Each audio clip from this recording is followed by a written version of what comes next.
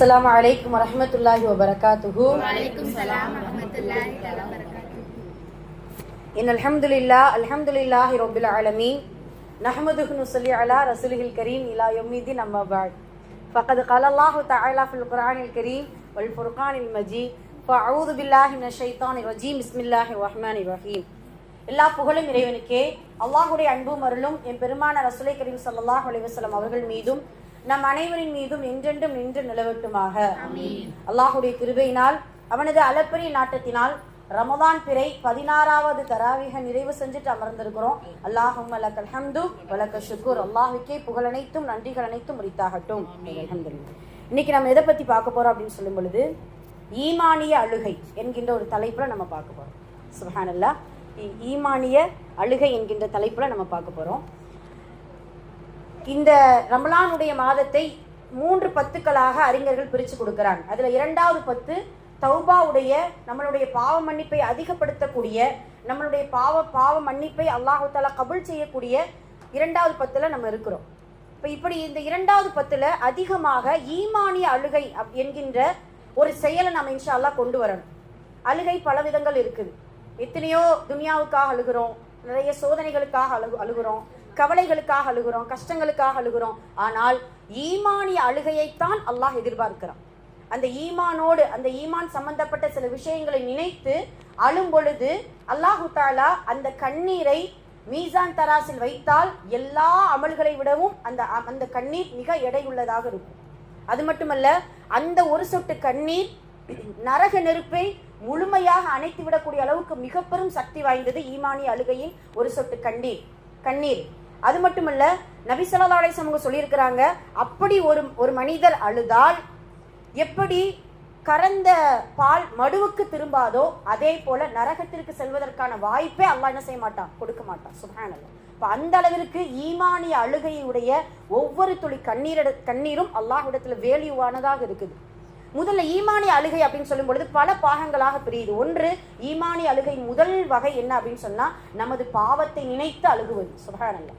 பாவம் பலவிதமா இருக்குமா, நம்ம பாவம் பலவிதமாக செஞ்சு கொண்டு இருக்கிறோம். என்ன பாவம் செஞ்சுட்டு இருக்கோம் தெரியுமா? அல்லாஹ் இறைவன் செய்ய சொன்னதை விடுவது ஒரு பாவம். அதே போல இறைவன் விட சொன்னதை செய்வது ஒரு பாவம். அல்லாஹ் அக்பர். புரியுதுங்களா? இறைவன் சில விஷயத்தை செய்ய சொல்லியிருக்கான், அதை நம்ம விட்டுருதோம். இறைவன் சில விஷயத்தை விட சொல்லியிருக்கிறான், அதை நம்ம செய்யறோம். இப்போ உதாரணமாக இறைவன் செய்ய சொன்னதை விடுவதற்கு ஒரு எக்ஸாம்பிள் என்ன அப்படின்னு சொன்னா இப்லீஸ் என்ன செஞ்சா, மலக்குமார்களுக்கு அல்லாஹ் சஜ்தா செய்ய சொன்னான், இப்லீஸ சொன்னா. ஆனா என்ன செய்யறான்? இப்லீஸ் மறுக்கிறான். அப்ப அல்லாஹ் செய்ய சொன்னதை இப்லீஸ் மறுத்து விடுகிறான். அதே இது ஆதம் அலைஹிஸ்ஸலாம் அவர்கள் எடுத்துக்கோங்க. அல்லாஹ் விட சொன்னதை அவங்க செஞ்சாங்க. என்ன செஞ்சாங்க? மரத்தின் கனியை போய் சாப்பிடாதீங்கன்னு சொன்னாங்க. சொன்னா அல்லாஹ். ஆனா அவங்க என்ன செஞ்சாங்க? சாப்பிட்டாங்க. ஆக இந்த 2 விஷயத்துல எது மிக பெரும் பாவம் என்றால் அல்லாஹ் செய்ய சொன்னதை விடுவதுதான் மிகப்பெரிய பாவம். அல்லாஹ் என்ன செய்ய சொன்னான்? சஜ்தா செய்ய சொன்னானா? ஆனால் அவன் என்ன செஞ்சான்? மாறு செஞ்சான், அந்த இப்லீஸ். ஆக இது ஒரு வகையான ஒரு பாவம். 2வது வகை அடியான் சார்ந்த பாவங்கள். அடியானுக்கு செய்யக்கூடிய, அடியானுடைய உரிமைகளை பறிக்கக்கூடிய, அதாவது அல்லாஹுடைய அடிமைகளுடைய மனதை நோகடிக்கக்கூடிய பாவங்கள், இது ஒரு வகை. அதே போல அல்லாஹ் சார்ந்த பாவங்கள். அல்லாஹ் சார்ந்த பாவங்கள்னா அல்லாஹ்வுக்கு செய்ய வேண்டிய கடமைகளை குறை வைப்பது. இதுல இந்த 2ல எது மிகப்பெரிய பாவம்? அடியானுக்கு செய்த பாவங்கள் தான் மிகப்பெரியது. யாரையாவது நம்ம கஷ்டப்படுத்திட்டோம், கவலைப்பட வச்சுட்டோம் அப்படின்னு சொன்னா அவர்கள் மன்னிக்காதவரை அல்லாஹ் என்ன செய்ய மாட்டான்? மன்னிக்க மாட்டான். ஆனா நாம என்ன செய்யணும்? மன்னிக்க பழகணும். அதே போல மன்னிப்பு கேட்பதற்கும் பழகணும். சொன்னாங்க அது அப்படியான பாவங்கள். இது பல வகையாக வருது. அடுத்து பாருங்களேன். அதே போல உள்ளம் சார்ந்த பாவம், உடல் உறுப்புகள் சார்ந்த பாவம். உள்ளம் சார்ந்த பாவங்கள், உடல் உறுப்புகள் சார்ந்த பாவங்கள். இதுல இந்த 2ல எது மிகப்பெரிய பாவம்? உள்ளம் சார்ந்த பாவம் தான். அந்த இப்லீஸ் அதனால அவனுடைய உள்ளம் சார்ந்த பாவத்தினாலதான் கிப்ர் என்கின்ற பெருமையை கொண்டான், அல்லாஹுவை நிராகரிச்சான். அது மட்டுமல்ல, அல்லாஹ்வுக்கு மாறு செஞ்சா அவனுடைய கட்டளைகளுக்கு இணங்காம இருந்தான். அப்ப உள்ளம் சார்ந்த பாவம் ஒரு பக்கம் இருக்கு. உடல் சார்ந்த பாவம் நமது ஆதம் அலைஹிஸ்ஸலாம் செஞ்சது. கனியை போய் கையால் பறித்தார்கள், வாயால் என்ன செஞ்சாங்க? உண்டார்கள். அப்படிங்கிறத நம்ம பார்க்கிறோம். இப்படி பல வகை பாவங்களோடு ஒவ்வொரு நாளும் நாம் கடந்து கொண்டிருக்கிறோம். அல்லாஹ் செய்ய சொன்னாததை செஞ்சிட்டும், செய்ய சொல்றதை செய்யாமையும், உடலாலும் உள்ளத்தாலும், அதே போல அடியார்களுடைய விஷயத்திலும் அல்லாஹுடைய விஷயத்திலும் இப்படி பாவங்கள் பலவிதமாக இருக்கும் பொழுது அந்த பாவத்தை நினைத்து அழுகக்கூடிய ஈமானி அழுகையைத்தான் அல்லாஹ் எதிர்பார்க்கிறான். எத்தனை முறை நம்ம அழுதுருக்கிறோம்? நம்மளுடைய பாவத்தை நினைச்சு எத்தனை முறை அழுதுருக்கிறோம்? நம்ம சோதனை வந்தா என்ன சொல்லுவோம் தெரியுமா? யா அல்லாஹ், நான் என்ன பாவம் செஞ்சேன் எனக்கு நீ இந்த சோதனையை கொடுத்த? அப்படி சொல்லவே கூடாது. நம்மளுடைய பாவத்தின் காரணமாகத்தான் சோதனையே வருது. அதை நம்ம முதல்ல புரிஞ்சுக்கிறோம். அப்ப அந்த நேரத்தில் நம்ம எப்படி துவா செய்யணும்? யா அல்லாஹ், என்னுடைய பாவத்தை மன்னிச்சிரு யா அல்லாஹ். ஏதோ என்னை அறியாமல் சில பாவங்கள் செஞ்சிருக்கலாம், அந்த செய்த பாவத்தின் காரணம் எனக்கு சோதனை கொடுத்தராத, எனக்கு வேதனை கொடுத்தராத அப்படின்னு சொல்லிட்டு நம்மளுடைய பாவங்களை நினைத்து அழுகக்கூடிய ஈமானி அழுகையைத்தான் அல்லாஹ் எதிர்பார்க்கிறான். சுப்ஹானல்லாஹ். அது மட்டுமல்ல, நபி ஸல்லல்லாஹு அலைஹி வஸல்லம் அவர்கள் இரண்டாவது ஈமானி அழுகையுடைய இரண்டாவது வகை என்ன, இரண்டாவது விஷயம் என்ன அப்படின்னு சொல்லும் பொழுது, குர்ஆன் ஓதும் பொழுது அழக்கூடிய அழுகை. ஈமானி அழுகையுடைய இரண்டாவது வகை குர்ஆன் ஓதும் பொழுது அழக்கூடிய அழுகையை அல்லாஹ் மிகவும் எதிர்பார்க்கிறான். அது நபி வழியும் கூட, நபிமார்களுடைய வழியும் கூட. நபி ஸல்லல்லாஹு அலைஹி வஸல்லம் அவர்கள் தான் ஓதும் பொழுதும் அழுதிருக்கிறாங்க.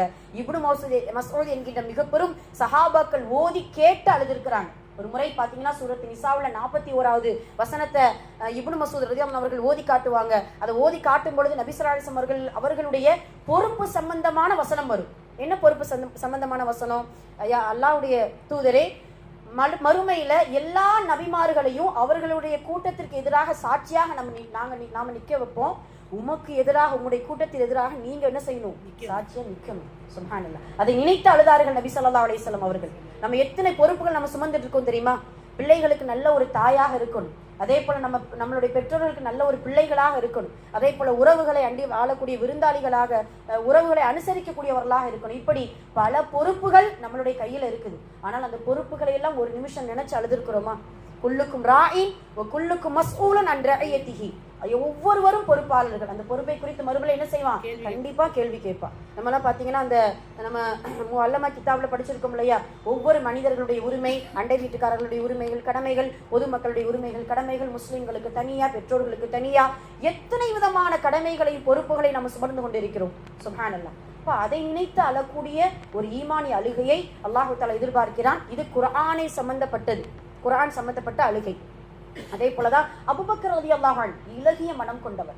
அதுல எந்த அளவுக்கு அப்படின்னா, நபி ஸல்லல்லாஹு அலைஹி வஸல்லம் அவர்களுடைய உம்மத்தினர்களையே மிகவும் இரக்கம் கொண்ட ஒரு மனிதர் என்றால் அபூபக்கர் தான்.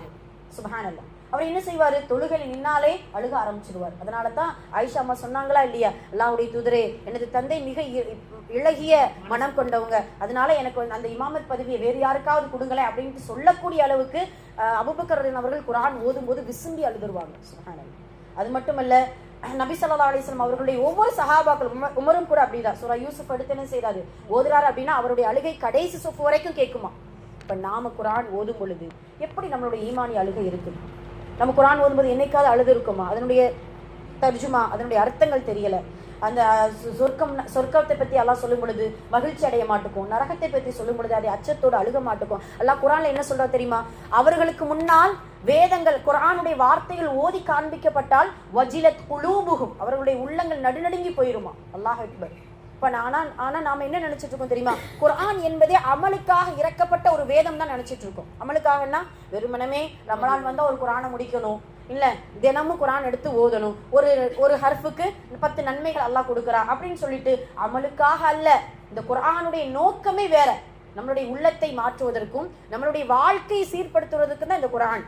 அதனால இன்ஷா அல்லாஹ் அதிகமா தர்ஜுமா எடுத்து படிங்க, தஃப்சீர்கள் எடுத்து படிங்க, அதனுடைய விளக்கங்களை தேடி கண்டுபிடிங்க. இன்ஷா அல்லாஹ் நம்முடைய கல்வியுடைய பயணத்தை விரிவாக்கிக்கிறோம். நம்முடைய அறிவுகளை இன்ஷா அல்லாஹ் என்ன செய்யணும்? விளக்கமாக விரிவாக்கி கொள்ள வேண்டும் இன்ஷா அல்லாஹ். அதே போல சில விஷயங்களை, அதாவது நம்மளுடைய வாழ்க்கையில ஈமானி அழுகையுடைய 3வது விஷயம் இதுதான். என்ன அப்படின்னு சொல்லும் பொழுது, நாம் செய்த அல்லாஹ்வுக்கு மாறு செய்த சில விஷயங்களை குறித்து நினைத்து அழுகணுமா. உதாரணமா ஆயிஷா ரலியல்லாஹு அன்ஹா, இது கேள்விப்பட்ட சம்பவமா தான் இருக்கும். ஆயிஷா ரலியல்லாஹு அன்ஹா அவங்க